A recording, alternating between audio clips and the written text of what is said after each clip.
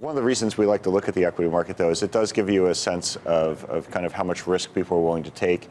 And in this particular case, one of the things we've been focused on is when we look at all the different things people are worried about with regard to the economy and to the outlook, there really isn't anything that seems like it's going to be contagious or worrisome. So when we think about where the next recession might come from, we actually think it might come out of financial markets and into the real economy, as opposed to the normal way, which is real economy affecting financial markets and being reflected in financial markets.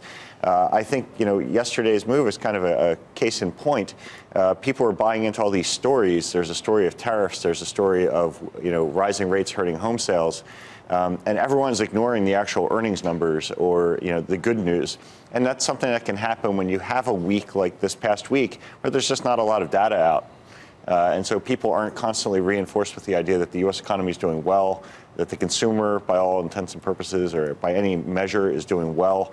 And if you just project that forward, and there's every reason to project it forward that the consumer is going to keep doing well, we kind of have to look at yesterday and think to ourselves, what does that really mean for us?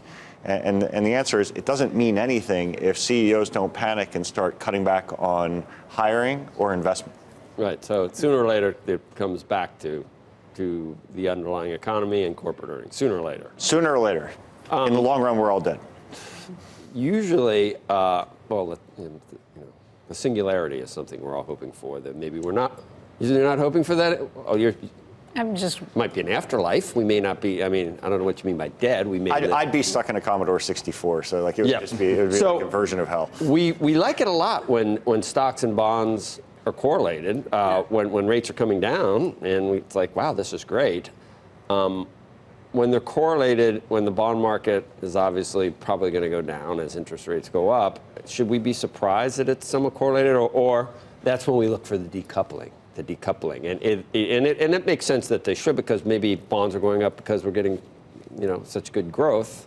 So maybe it does decouple down the road. But for a while, it seems like they might move the same direction, right? Well, we shouldn't be surprised. Well, that's the point. Is a decoupling isn't necessarily worrisome.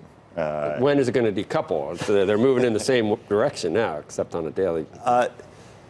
Yeah, I mean, look, from my point of view, they should be already. You should see higher yields because growth is picking up, and it's not inflationary growth that's picking up. What we're actually seeing is a pickup in underlying growth, real growth. Potential expectations are actually rising, and you can see that because when you look at real yields. I mean, that gets back to the question: is this happening because of inflationary pressures and because of a strong economy, or is this happening because of a global economic slowdown?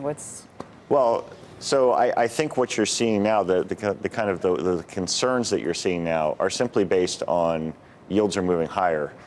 People aren't doing the second level kind of math, which is it inflationary growth pushing yields higher, which is not the case. When we look at break-even yields, they're actually very low. They're too low. They actually need to be higher because inflation typically doesn't run as low as break-evens are pricing in. But people aren't worried about a yield spike right now. They're just saying, oh, 310, 315 on the 10-year is too high. If that's too high for an economy that's running the way we are, then we're all in trouble. What does that say for what the Fed ought to be thinking about if it's real growth estimates within the bond market that's moving yields up? I mean, do you think they say, fine, full speed ahead here, or they can pull back? Well, if you believe in the concept of a neutral rate and you see that real yields are moving higher because there's this expectation potential growth is higher, then the neutral rate is higher. Right. And so they're actually just, they have to swim a little faster to get to where they're going. And it would suggest that they're going to stay on this path of consistent rate hikes.